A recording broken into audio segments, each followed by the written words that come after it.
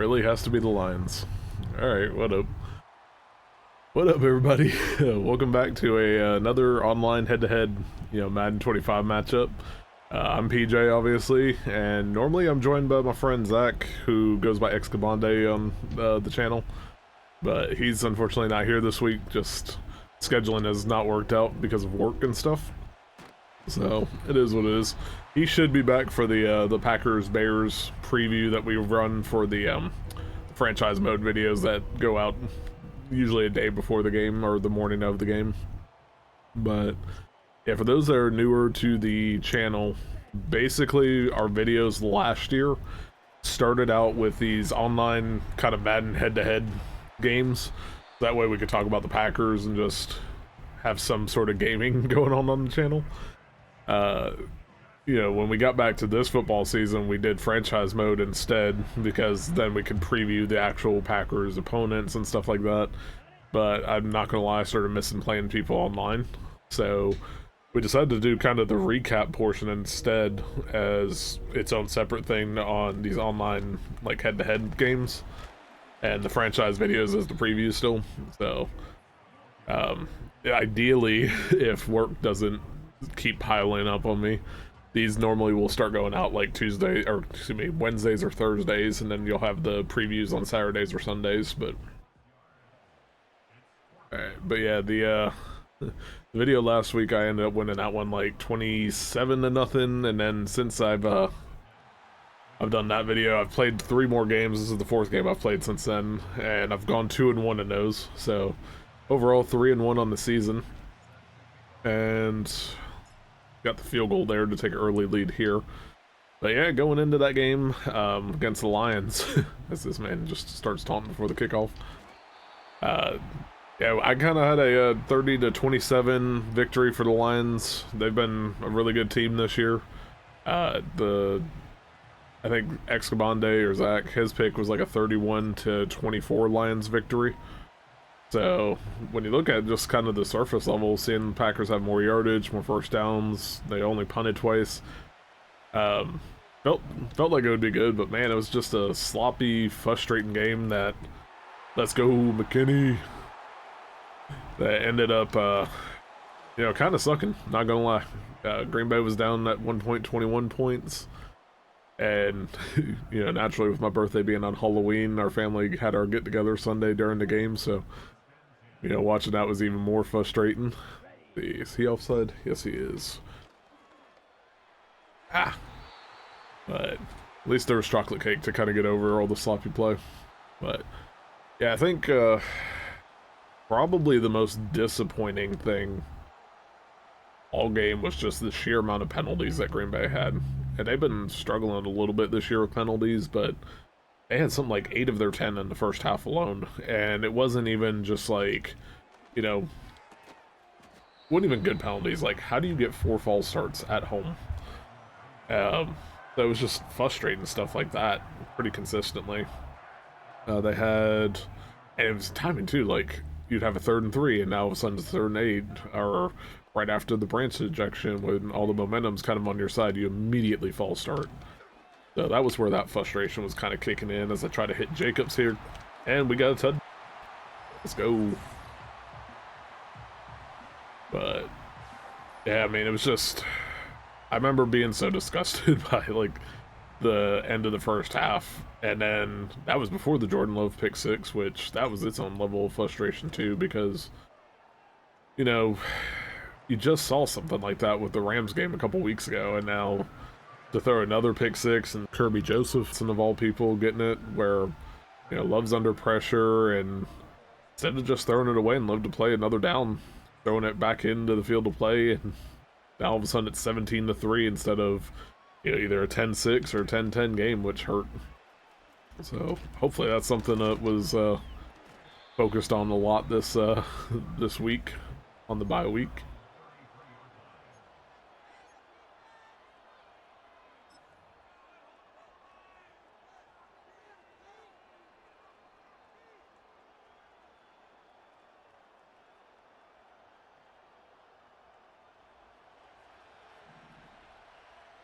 We had a good interception on that first drive. Let's see if I can do it again. Oop, I have no idea who I'm kidding now. Oof. Oh, what the hell? What a play. Man, I thought I had a pick and then it just didn't swerve to me. Damn. Alright. He's going for 2, alright. See if I can... Jam it up inside. Pass. Incomplete. Alright, still 4-point game at least. But, yeah, I think, you know, the pick 6 was a frustrating thing. The penalties were frustrating. Drops too, man. Drops have been absolutely killer this year. But especially, you know, this Sunday was like, I think Pro Football Focus ended up showing like 5 drops for the Packers, and it somehow felt more, but yeah, I mean, Wicks had 2 big drops that I can remember off the top of my head, with one that hit him in the chest on a 3rd down. He had the one in the end zone, which it probably could have been a better throw anyways, but like he still should have had that. I know Kraft had one, Dobbs had one. Watson, I don't remember if he had a drop, but he definitely had the kind of misread of the ball when it was up in the sky, although I know it was pretty windy, so I don't know, you know, how much the ball was moving on him as he was looking up and stuff, but take this to the 2nd quarter real quick. Oh, shit.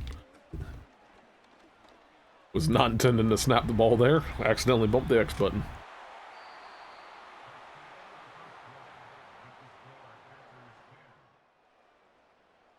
But yeah, based off the PFF stuff too, kind of talking about all the drops.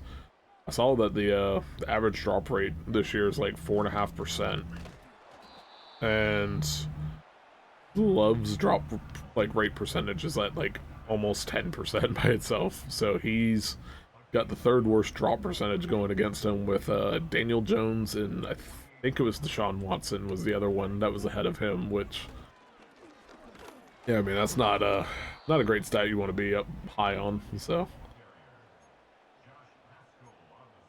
Those 3 things especially were pissing me off the other day. Let's see, we got 3rd and 10 here real quick. Don't like any of those suggested plays. I'm going to see if I can hit Packers seam here. I can get Dobbs crossing over the middle. If safety comes down, I have a shot at Reed. Safety stayed back. Ah. The fuck is Walker doing?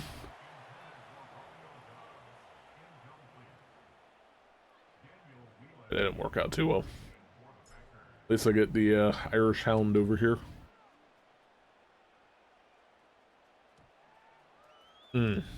Alright. Alright, let's see if the defense can hold this first half lead for me. Yeah, speaking of the defense too, man, I'll give them a little bit more of a pass than the offense.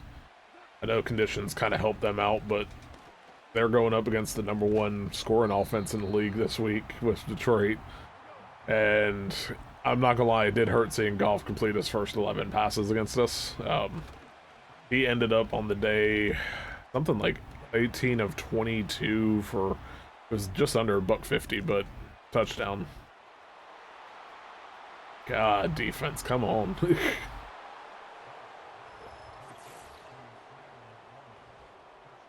That hurt.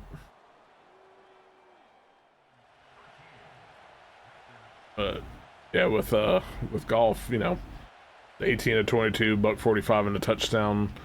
Per CBS Sports on their post-game kind of recap that I was looking at. Thought I busted a kickoff return there. He's completed 82.8% of all of his passes over the last 6 weeks, and has like a $140 passer rating on top of that, which are the best 6-game stretches in NFL history on both of those stats. I mean, he's been playing absolutely insane. Ah, shoot. What a catch. What a catch, because I threw an interception there and that got saved.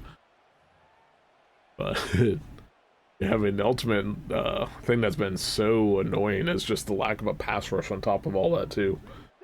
Like, I know some of it, like, at the start of the year was mobile quarterbacks. You're trying to make sure that they don't run that much against you, and it worked out pretty decently. Like, you know, you're not letting Kyler Murray and Jalen Hurts and, you know, Anthony Richardson kind of tear you up like it had been in years past, but, you know, then Jacksonville, only one sack against them. Lions game, we were wondering if we can get anything, but not really expecting it. And again, just one sack on the day. And Sports Illustrated had a thing about it like earlier this week, and it was a thing about the pressure where it was like Green Bay's defensive ends have combined for 46 pressures all season, and Jonathan Grenard of the Vikings has more than that by himself. And we get Wicks over here actually catching one. But even Kenny Clark, like, guys like him, 2 quarterback hits all year after 16 hits and 7.5 sacks last year. Gary has 2.5 sacks this year, where 2 of those, the right tackle didn't even lay a hand on him. Oh, he's got Joseph. Let's see if he goes in or out. Nope. Touchdown, Dobbs. Got closer than I thought it was going to be, but touchdown. So we retake the lead right before halftime here. And then, yeah, so I just mentioned Clark and Gary, but now you also have Preston Smith, who's no longer here because he just got traded to Pittsburgh for that 7th rounder this week. And, you know, first off, you know, shout out to Preston. I think he's going to do well over in Pittsburgh, but he put in a good shift as a Green Bay Packer there. So it's up to Lucas Van Ness to kind of step up and take the opportunity with his reps now, because he's going to be getting a lot more playing time. But so far through, you know, the first 9 games of the year, he's only got 1 sack and I think 2 quarterback hits as well. So I mean, it's been a kind of a constant thing on defense where hopefully they find something in the second half, because I have a feeling that's going to be one of the things that really hurts them when it comes time for playoffs, is if they can't even get to these better elite quarterbacks, they're going to get picked apart.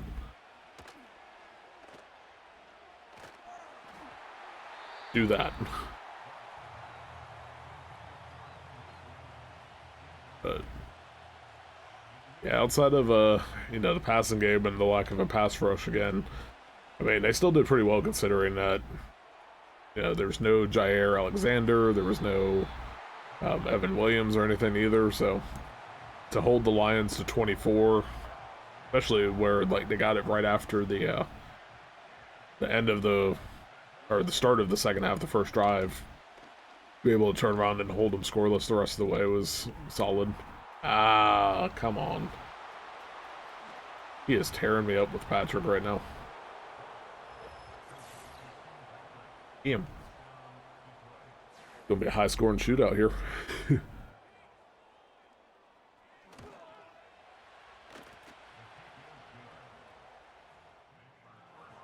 Okay, 24 seconds. All 3 timeouts. Try to get a field goal here. I start at my own 30.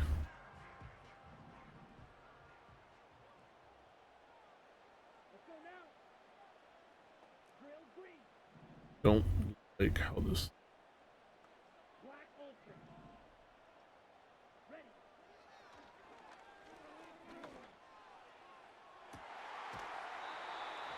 That's a lot better.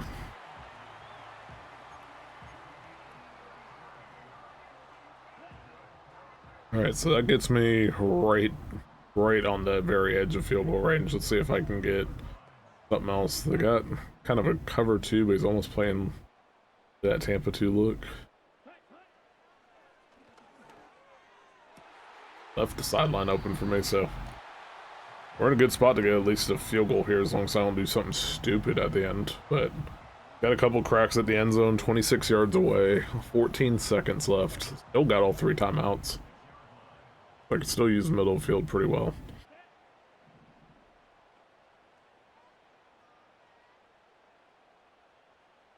I'm gonna send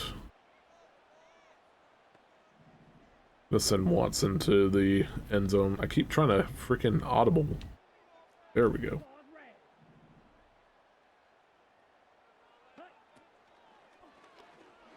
Got him.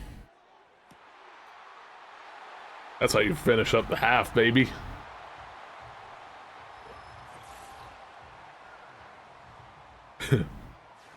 Lions fans in the background both doing the same animation.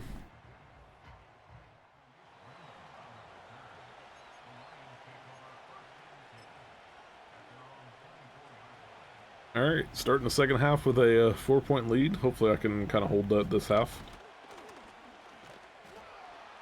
But, not bad.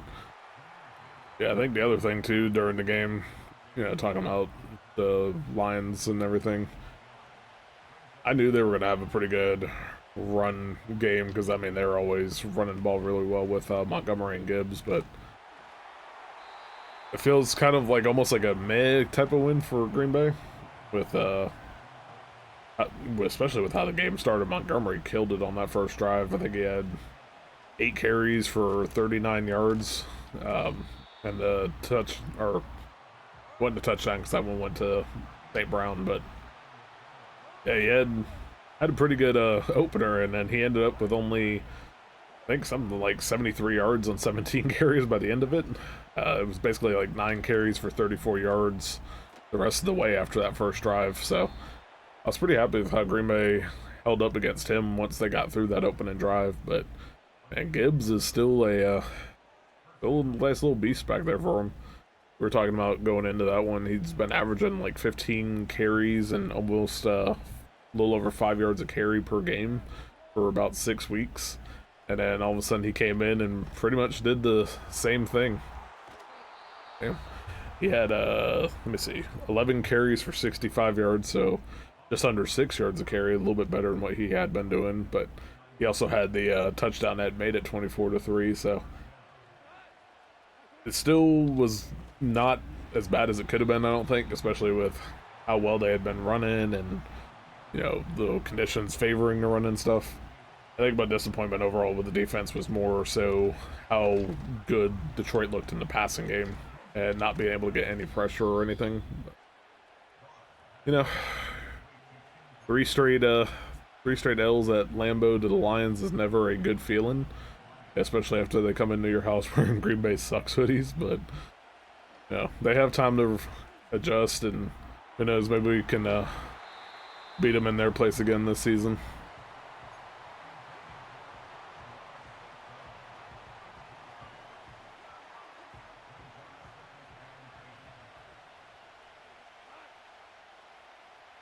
I'm a little bit salty though that I didn't even come close to my turnover prediction. My gut was wrong on that. I had said that Green Bay was going to get 2 turnovers. They barely got any pressure to even get the turnovers.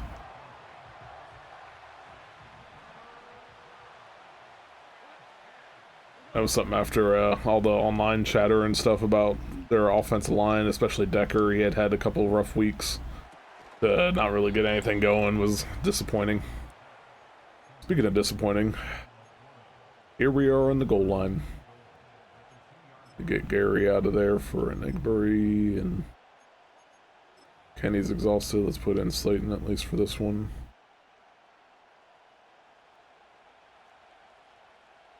I'm gonna guess that they run right, and I'll be totally wrong, but at least I'll feel better about it. Damn. Alright. Down a field goal. I got about a quarter to go, give or take. Wonder how much clock I can run off. I guess let's see where we're starting first.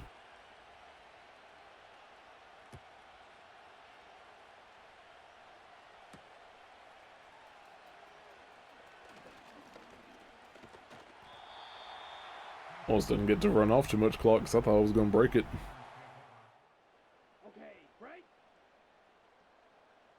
Yeah, as we get into this fourth quarter too, also shout-outs to Josh Jacobs and Reed on the game, because they were 2 of the bright spots on the day.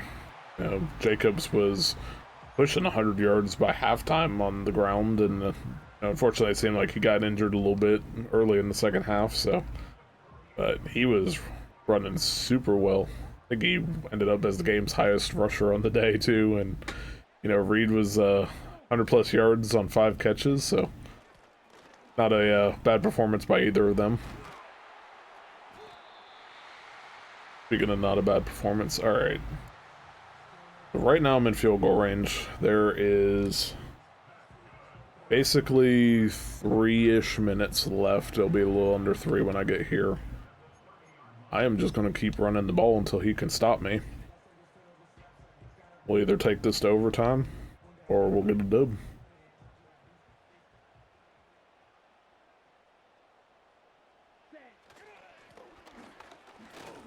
Damn.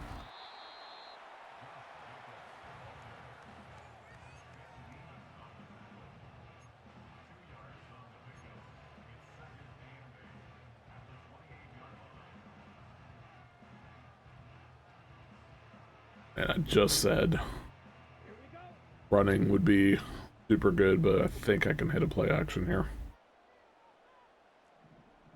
Trust it.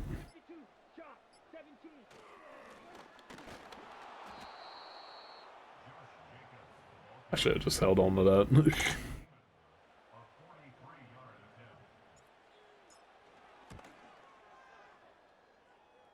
Good. Also, did that thing really just say no wind and the flag is, like, blowing like crazy on pier? Yep. Alright. Now it's 27 whole minute and 51. So either I hope he scores ASAP, or I get a turnover and get that second turnover that we didn't get during the game to match my prediction.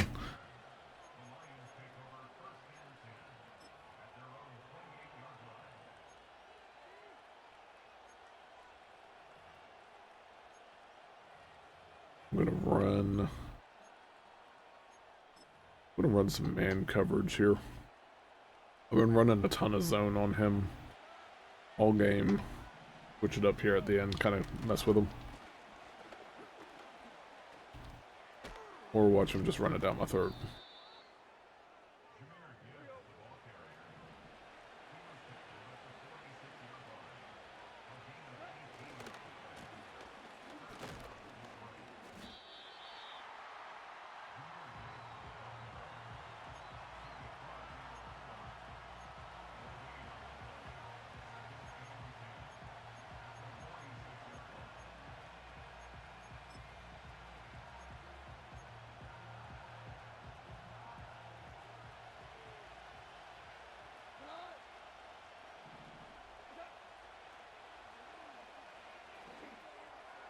Not this time.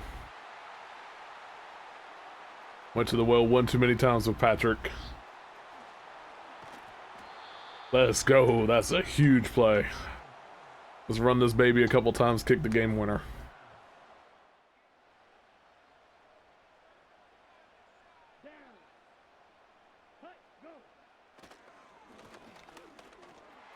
Boom.